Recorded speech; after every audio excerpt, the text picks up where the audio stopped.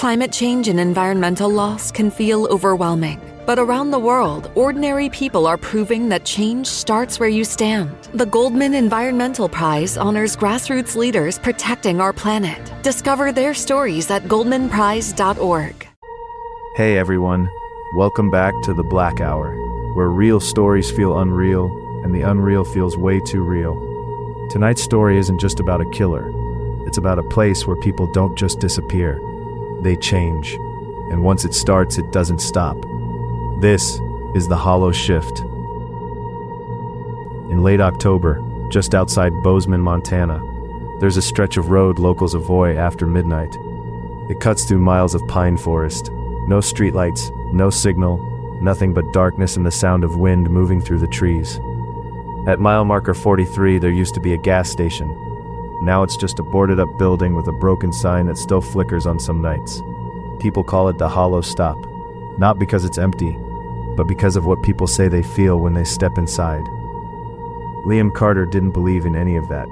He was 27, a delivery driver who covered late-night routes across rural Montana. Quiet, practical, not the type to scare easily.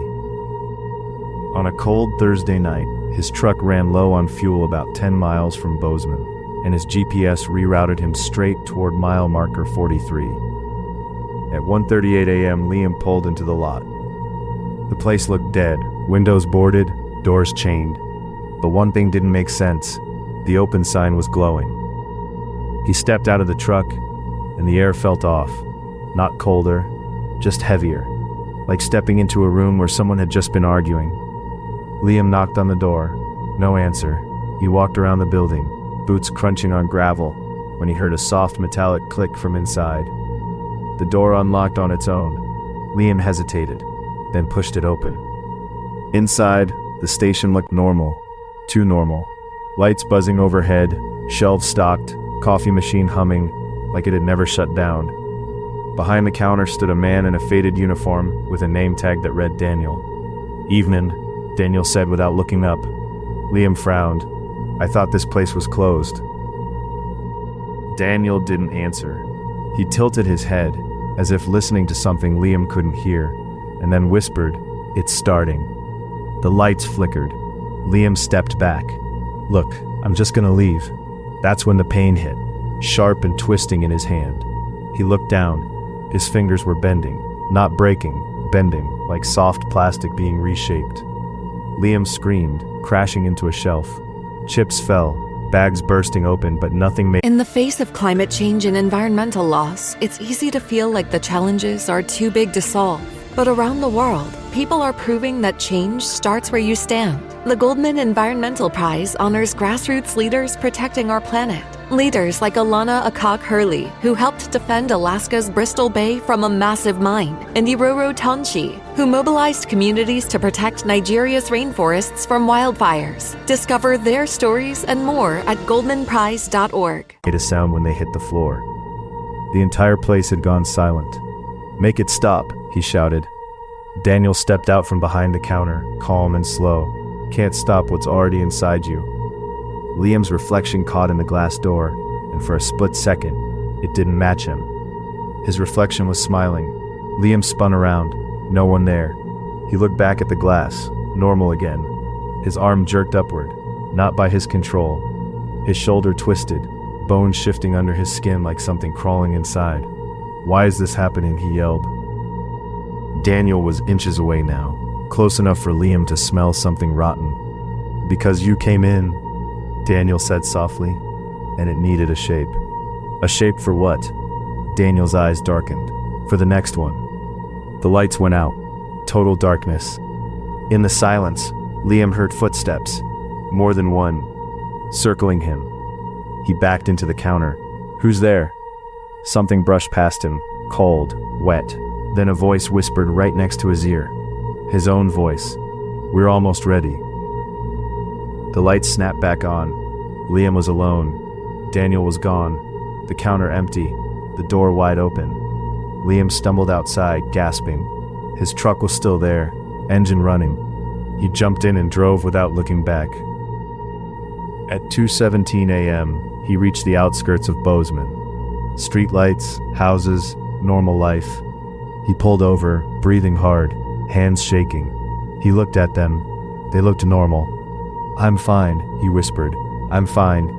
His phone buzzed. Unknown number. He answered. Silence. Then a voice. His voice. "You left too early." The call ended. Liam dropped the phone. His chest tightened again. In the rearview mirror, someone was sitting in the back seat. It was him. Same face, same clothes, but the eyes, empty. Liam turned around. No one there. Back to the mirror. Still there. Smiling. "Stop," he whispered. His reflection started moving before he did. Then his real body followed. Hands gripping the wheel. Foot pressing the gas. "No," Liam screamed. But he wasn't in control anymore. The truck accelerated into the highway. Hours later, police found the vehicle. Engine off. Driver's door open. No signs of a crash. No blood. No struggle. Just one thing. The inside of the windshield was covered in handprints from the inside, and all of them bent in the wrong direction. That same night, across town, a man walked into a 24-hour diner. He sat down and smiled at the waitress. "Evening," he said. She smiled back. "What can I get you?" The man tilted his head, listening, then replied, "Whatever you're having." As she turned away, he looked up at the mirror behind the counter. For a moment, there were two reflections, then only one. The hollow stop was never officially reopened. According to records, it doesn't exist. No address, no ownership, no history. But truckers still talk about mile marker 43, about the open sign that shouldn't be there, and about the people who go in one person and come out as something else. So if you're ever driving alone at night and your GPS reroutes you somewhere unfamiliar, don't stop, because if the door opens on its own, it's not inviting you in, it's choosing you. If you enjoyed this story, follow the Black Hour, because here, some stories don't end, they continue with you. In the face of climate change and environmental loss, it's easy to feel like the challenges are too big to solve. But around the world, people are proving that change starts where you stand. The Goldman Environmental Prize honors grassroots leaders protecting our planet. Leaders like Alana Akok-Hurley, who helped defend Alaska's Bristol Bay from a massive mine, and Iroro Tonchi, who mobilized communities to protect Nigeria's rainforests from wildfires. Discover their stories and more at goldmanprize.org.